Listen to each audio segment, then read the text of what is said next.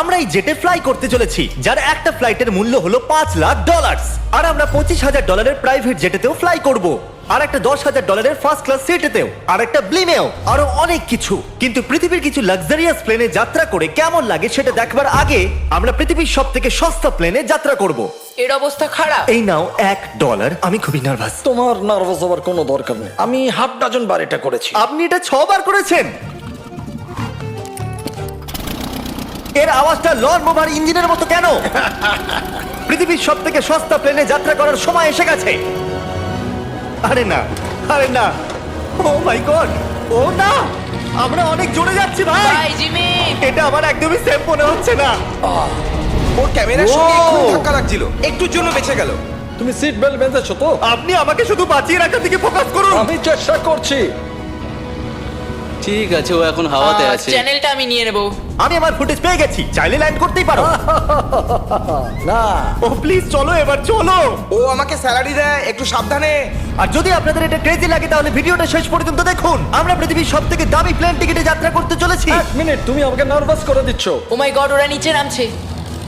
আমরা ল্যান্ড করতে যাচ্ছি। মাটিতে চলে এসেছি, আমরা বেঁচে গেছি। আমাদের পরের প্লেনের ফার্স্ট ক্লাস টিকিট হলো $1,000। তাহলে ব্যাপারটা এই হলো বয়েজ, আমি সমস্ত ফার্স্ট ক্লাস টিকিট কিনে নিয়েছি, তোমরা যেখানে খুশি বসতেই পারো। তোমার কি একটু মিরাকেল মিস্ট লোশন চাই? কেন? কারণ এটা ফার্স্ট ক্লাস ভাই, খুবই ঠিকই আছে। যত্ন। হ্যাঁ? আমাদের সবার কাছে সিটের সাথে একটা টিভিও আছে। এই টিকিটে আছে ভালো ভালো খাবার, বাথরুমের জিনিস আর একটা পাজামা। আমরা এগুলো বাড়িতে নিয়ে যেতে পারি কি? আর লম্বা ফ্লাইটের জন্য রিক্লাইন। এটা নিচে নেমে একটা বেডের মতো হওয়া উচিত। মনে হচ্ছে যেন কবরে আছি, বেশ ভালো হ্যাঁ, লাগে। এটা সত্যি দারুণ। আর সব থেকে ভালো কথা, এই $1,000 টিকিটের সব থেকে বেস্ট পার্ট হলো আমাকে নোলানের সঙ্গে কথা বলতে হবে না।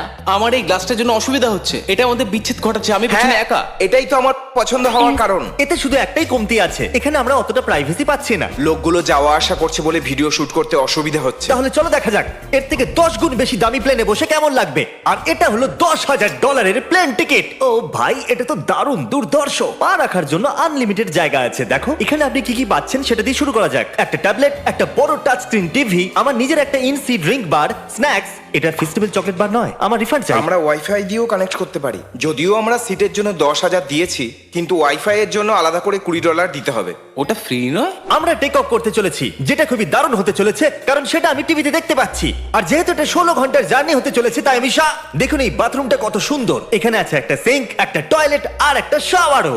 দারুণ ব্যাপার। একটু ওদিকে দেখো, আমরা শূন্যে প্রায় 30,000 ফুট উপরে আছি, আর আমি এখানে শাওয়ারও নিতে পারি। আর এর সাথে আমি আর বয়েজ যত খুশি গরমেট ফুড অর্ডার করতে পারি। আর শুধু এটাই নয়, সব থেকে ভালো জিনিসটা শেষে আছে। হাই, কি খবর? প্লেনের পিছন দিকে একটা প্রাইভেট লাউঞ্জ আছে। হে জিমি, হ্যাঁ, ওয়াও, এটা স্বপ্ন নয়। এটা ছিল $10,000 একটা প্লেন টিকিট। ক্যামেরা উপর থেকে নিচে করো।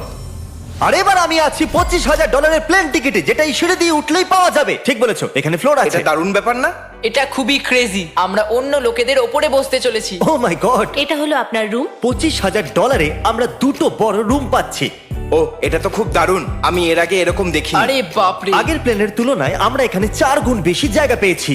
আমি এরকম প্লেন আগে কখনো দেখিনি যেখানে আমি জাম্পিং জ্যাক করতে পারি। এই দেখো, আমরা পাচ্ছি দুটো চেয়ার্স আর অনেকগুলো টিভি। এই একটা ঘরে এতগুলো টিভি আছে, যেটা আগে সবকটা প্লেন মিলিয়েও ছিল না। একজন পার্সোনাল ফ্লাইট অ্যাটেন্ডেন্ট খাবার সার্ভ করে। এরকমটা কেন? একটা বিশেষ প্রাইস পয়েন্টের পরে ওরা সবসময় ক্যাভিয়ার দেয়। আর একটা বাথরুমও। বলছি, কিছু বলতে পারি?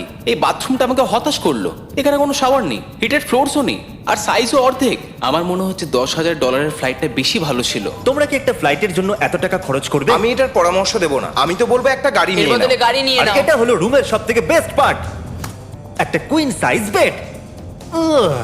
ওরা সব সিটকে বেড কেন করে দেয় না ভাই? তাহলে সাইড বাই সাইড 3টে বেড লাগানোর বদলে 3টে তাকের একটা বাঙ্ক বেড বানানো উচিত।